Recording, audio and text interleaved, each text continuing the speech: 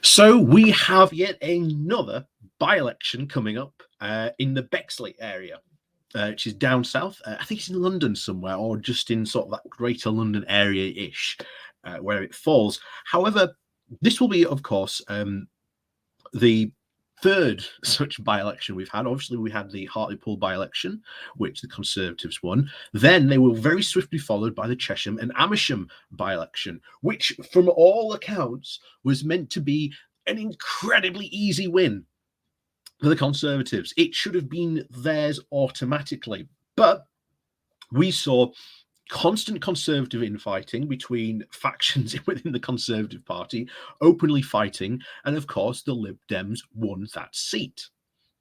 Now, what happens when we go here to the Bexley by-election? Because now we've had the whole Sleaze scandal that's still rolling on today. Angela Rayner has put forward a Labour idea for a bill for these amendments, which again fills all the requirements perfectly for what a good anti-sleaze bill will be doing.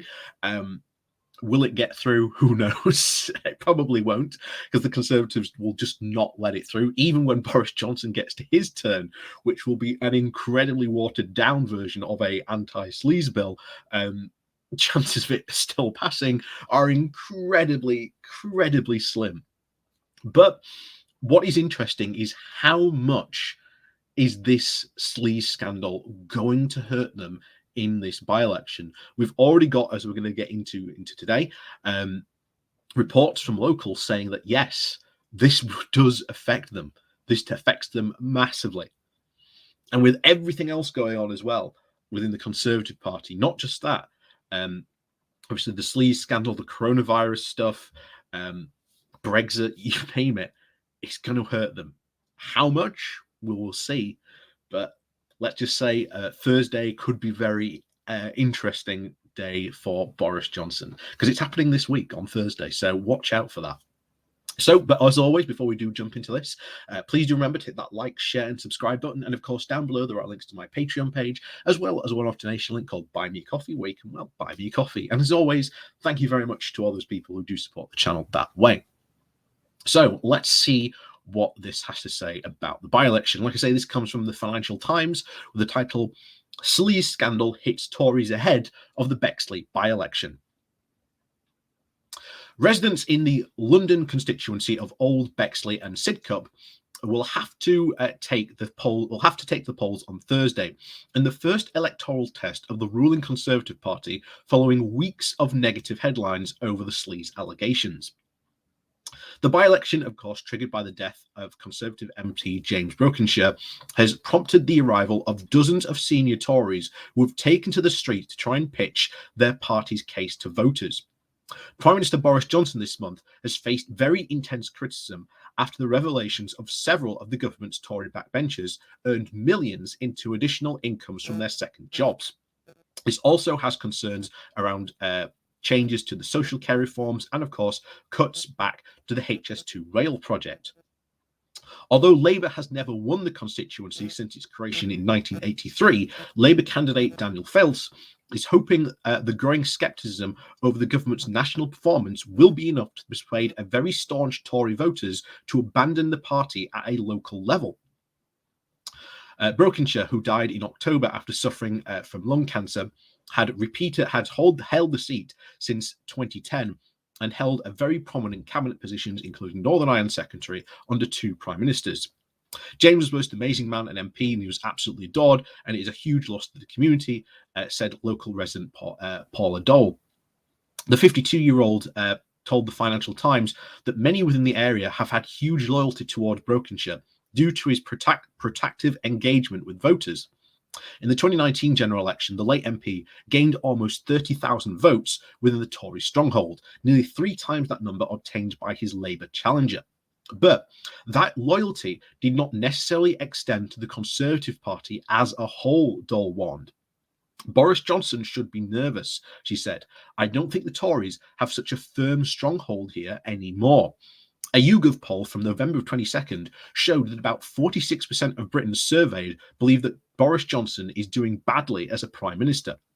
I wish the government would just carry out what they promised voters they would do, one resident who asked to remain anonymous told the Financial Times.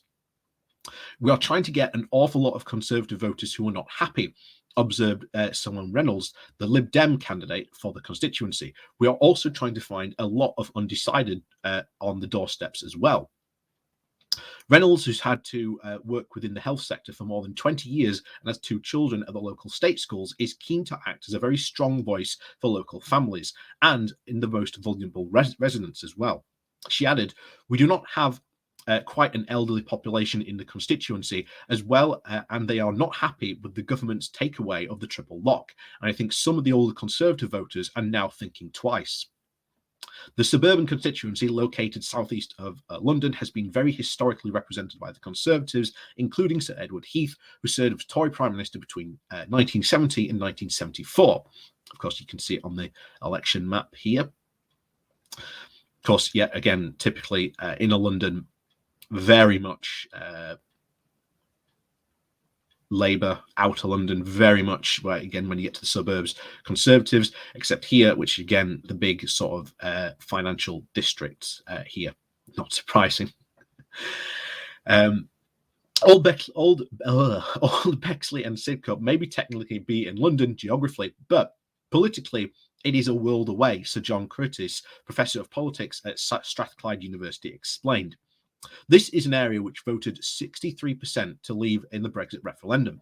And according to the statistics for London Borough of Bexley, which encompasses both Sidcup and Bexley, the area is home to about 250,000 residents, with the under 25 accounting for nearly to 1/3 of the population, while the percentage of residents over 65 is also on the rise. And this is where it will come into some really serious challenges for the government here, because if all the voters are starting to turn away from the Conservatives, they're really in trouble, because the Conservatives' main voter base is that plus 60, plus 65 group. If they're turning away from the Conservatives, they're in trouble. They're in massive trouble. So the Conservatives have put forward Louis French to try and represent the seat. French, who served as the deputy leader for the Bexley Council and works in the financial services in the city, grew up locally in Welling and Sidcup. In a move designed to try and separate himself from an increasingly both politically toxic issue of sleaze and second jobs, French has recently promised that he would step down from his city role if elected next week. As the campaign has gone on, we've heard more and more people on how upset they are with the government around sleaze and MPs taking second jobs, Labour's Francis told the FT. We are currently hearing from Conservative voters, some who will be staying at home and some who will be voting Labour next week. For resident Audrey Johnson, the events of the past few weeks have just illustrated the difference in the character between the two party leaders. I am a Labour member and I will be voting Labour, said Johnson. Keir Starmer is excellent and he is truthful and not a liar like Boris Johnson, the 74-year-old said. Francis, a former council worker who grew up in Bexley, argued that for constituents felt very let down by the Conservative-led council, as well as by the government citing the 6-week bin strike during the summer, along other disruptions.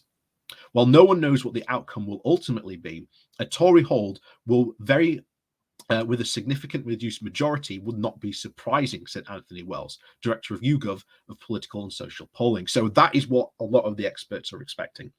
They're expecting it to be a very Tory hold, but with a massively reduced majority. Remember, this guy won it very handily with like a 30,000 plus beforehand. But of course, it's all changed. The incumbent's gone. It's a new guy in. You've seen the accusations of sleaze that are affecting the party. You know, you've got people basically saying there that they are either basically just not going to go out and vote, or they're going to change their vote over to Labour. Again, interesting times ahead in this by-election indeed. Voter turnout on Thursday, of course, is a great concern for both parties, but particularly for the Tories, Wells argues, noting that it could be a lower turnout than usual. And remember, by-elections do have historically very low turnouts, so if it's going to be an even lower turnout than usual, then this will literally be, especially for the opposition parties, to get out not only their core voter base out voting, but to try and get as many other people out to vote as well on that day as possible, because this literally could be that every single vote counts that day. Getting the public enthused about the Conservatives at this point in the election cycle will be tricky, he said. They are now approaching the midterm of their leadership, and they will have to return to politics as usual. For some residents, the unfolding controversies of the second jobs and, of course, the increasingly divisive nature of political discourse has prompted them to disengage with the election, despite the best efforts of the candidates from all persuasions. I don't like too much attention. I don't pay too much attention to politics in general, resident Arnold Miller said. I keep politics at an arm's length, added a 24-year-old Aston Craddock, and a lot of the things I hear really infuriate me. So again, this could be very, very interesting by-election to see how this turns out. Very, very interesting. And like I say, we're just going to have to see what happens on Thursday. We're very interesting to see, of course, voter turnout. If a lot of people are saying, well, we're just going to stay at home, that could have a massive impact. You could have a situation here where the Tories lose because their voter base didn't turn out and vote for them.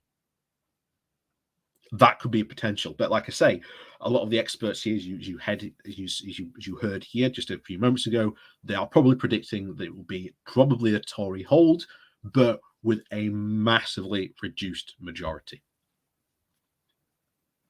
But like I said, this is very, very much I think, going to be a by-election where every vote counts. I think this could, by the looks of it, turn out to be very, very close, and the Tories could maybe just hold on, which should be very, very worrying them, considering how the fact that they won Hartlepool very handily, even though now residents are grumbling, saying, okay, we want our money that was promised. They're not being delivered that money. Again, definitely trouble ahead for them at the next general election. They have the Cheshire and Amersham by-election, which was meant to be, again, an easy win for them. They lost massively on it. And now you have this one, the Bexley by-election. Again, all reports should say this should be an easy win for them. Doesn't look like that's going to be the case. But we'll have to wait and see for Thursday to see how all this plays out. So, of course, thank you very much for watching. Please do remember to hit that like, share, and subscribe button. And, of course, down below, there are links to my Patreon page, as well as a one-off donation link called Buy Me Coffee, where you can, well, buy me coffee. And, as always, thank you very much for watching, and we'll see you all